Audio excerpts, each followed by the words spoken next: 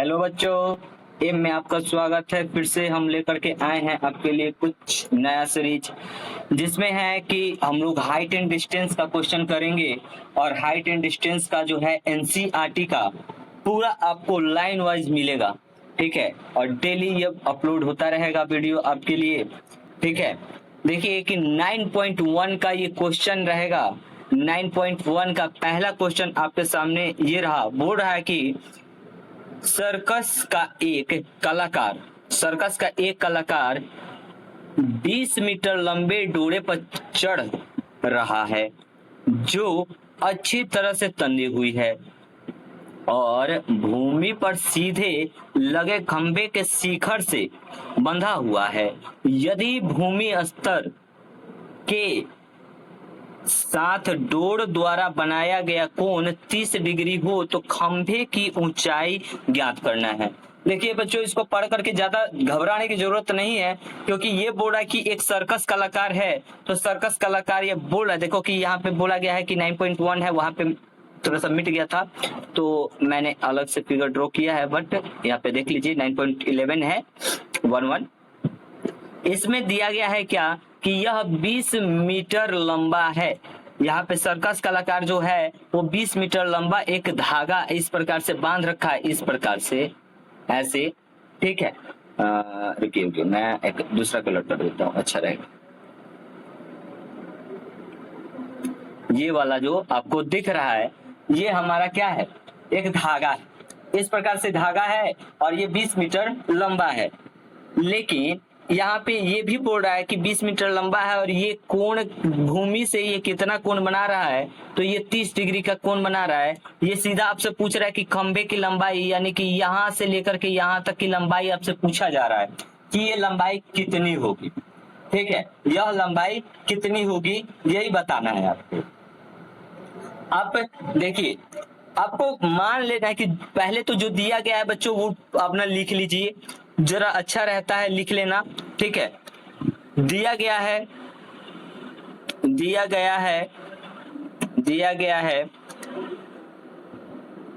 Door की लंबाई, door या डोरी बोल सकते हो, डोर की लंबाई आपको दिया गया है कितना, 20 मीटर।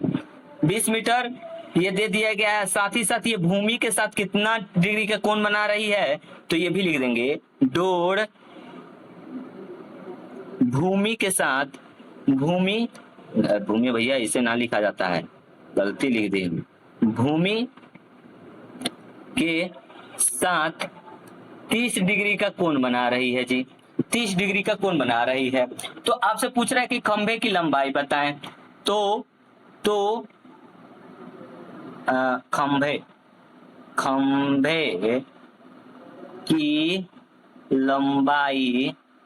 खंभे की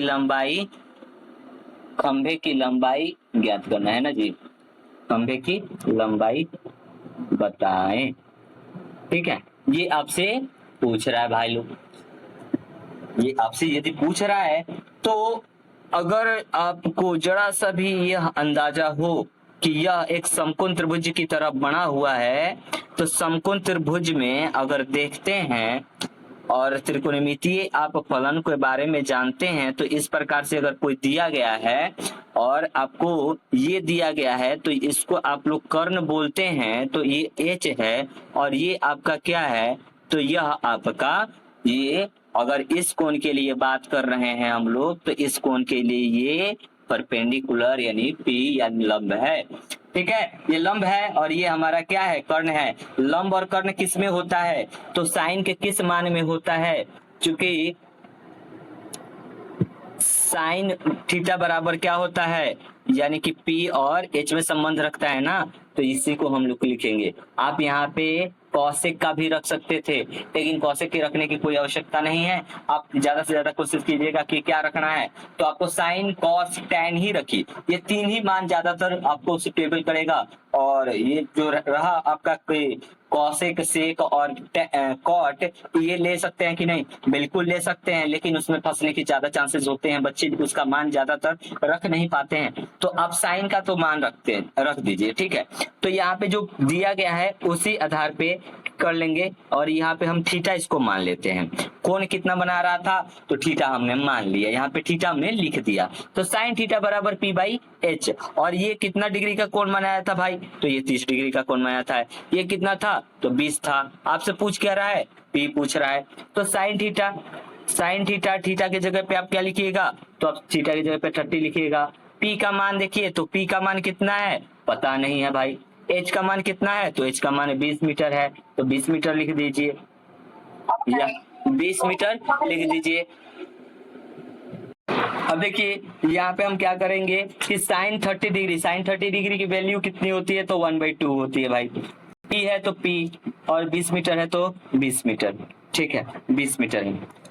अब देखो भाई, इन दोनों को गुना कर लो, ये ऊपर चला जाए तो ये ऊपर जाएगा, तो हो जाएगा कि 20 मीटर बटा में 2, और ये हो जाएगा पी, 2 से कटेगा 10, 2 से हमारा क्या हो जाएगा, कट जाएगा 10, यानी कि पी बराबर कितना होता है, 10 मीटर। पी का मान आ गया। पी हमारा क्या था भाई, तो पी था खंभे की ऊंचाई, खंभे की ऊंचाई, पी ही हमारा क्या था, खंभे की ऊंचाई। अतः खंभे की ऊंचाई एच, नहीं एच नहीं, पी बराबर कितना हो जाएगा, 10 मीटर। ठीक है, ये हमारा आंसर हो जाएगा। देखिए अगले प्रश्न में हम लोग देख पा रहे हैं, एक क्वेश्चन है जिसमें बोला जा रहा है क्या कि आंधी आने से एक पेड़ टूट जाता है। पेड़ था, टूट गया, क्या कर सकते हैं हम, और टूटा हुआ भाग इस तरह मुड़ जाता है कि पेड़ का शिखर, पेड़ के कपाड़, सीधी बात यह है कि पेड़ का कपाड़ जमीन को छूने लगता है, और इसके साथ 30 डिग्री का कोण बनाता है। किसके साथ भाई, तो जमीन के साथ, ये सीधा बोला है, जमीन को छूने लगता है और 30 डिग्री का कोण बनाने लगता है। तो पेड़ के पाद बिंदु की दूरी, यानी कि ऊपर से भले पाद बिंदु का मतलब होता है नीचे की दूरी, जहां पेड़ का शिखर जमीन को छूता है उससे 8 मीटर है। तो पेड़ की ऊंचाई बताएं, पेड़ की ऊंचाई आपको बताना है ना, चलो कोई दिक्कत नहीं। आप एक फिगर बनाएं, कैसा फिगर बनाएं, चलो बनाते हैं। ऐसा नहीं, ऐसा पेड़ था,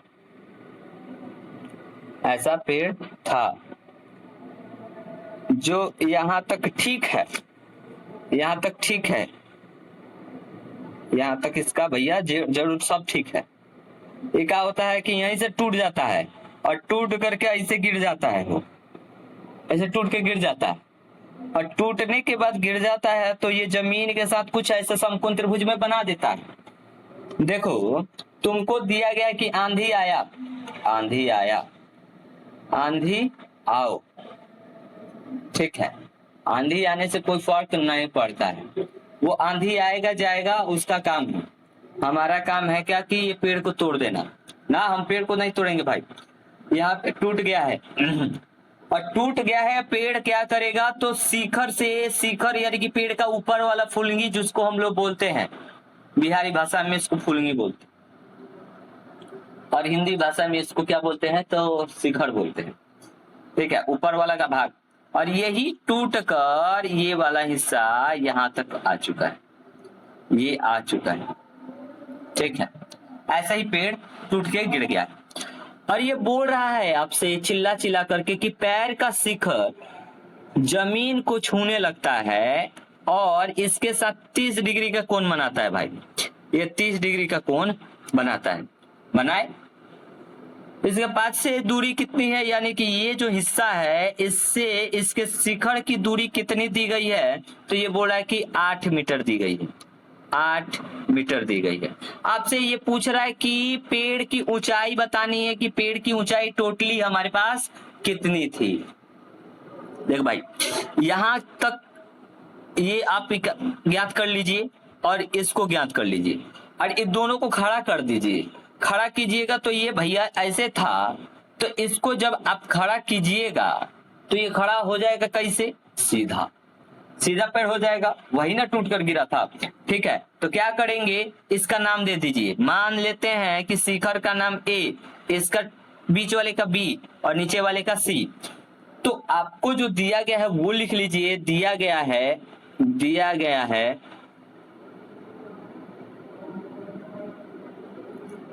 भाई कि पेड़ का शिखर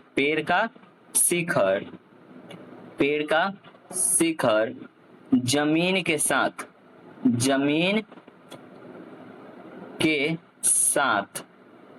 30 डिग्री का कोण बनाता है। 30 डिग्री का कोण बनाता है।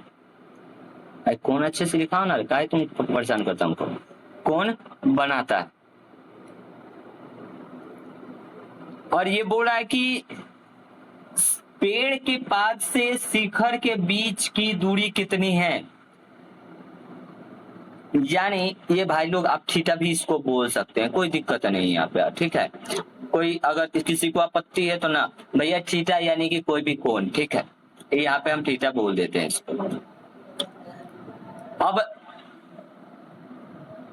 पेड़ के पाद बिंदु से या पाद से शिखर जो नीचे गिरा हुआ है, यहाँ पे शिखर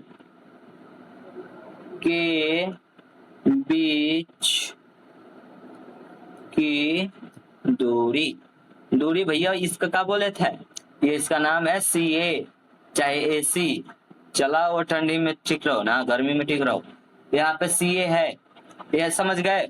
आपको पहले क्या निकालना है यहाँ पे भाई, दो चीज निकालना पड़ेगा आपको। एक तो ये BA और एक आपको निकालना होगा CB। ये दोनों निकाल लो और दोनों को निकाल करके जोड़ दो, तब तुम्हारा पेड़ का ऊंचाई ना आ जाएगा, ठीक है। आप जिस प्रकार से निकालना चाहते हैं, पहले AB निकालना चाहते हैं या CB निकालना चाहते हैं, वो दोनों कुछ भी आप निकाल सकते हैं, कोई दिक्कत नहीं है, ठीक है। हम चाहते हैं तो दोनों में से कोई, मान लेते हैं कि पेड़ जो टूटा हुआ था, तो पेड़ जो टूटा हुआ है भाई लोग, पेड़ जो टूटा हुआ है इस प्रकार से, तो ये हमारा कर्ण हो जाएगा। और यहाँ पे हमारा 8 मीटर दे ही दिया है और ये हमारा 30 मीटर दे ही दिया, ठीक है। तो यहाँ से यहाँ तक की दूरी हम लोग ज्ञात कर लेते हैं।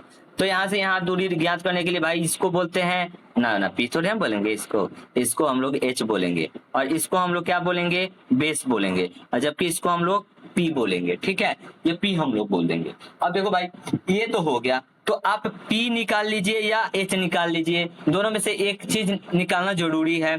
तो हम लोग चाहते हैं कि H निकाल लीजिए। और H और B किससे संबंधित है, तो H और B हम जानते हैं, चूंकि cos थीटा में cos थीटा बराबर होता है क्या, B/H होता है। किसी को कोई आपत्ति होगी तो कोई बात नहीं, कमेंट करेगा।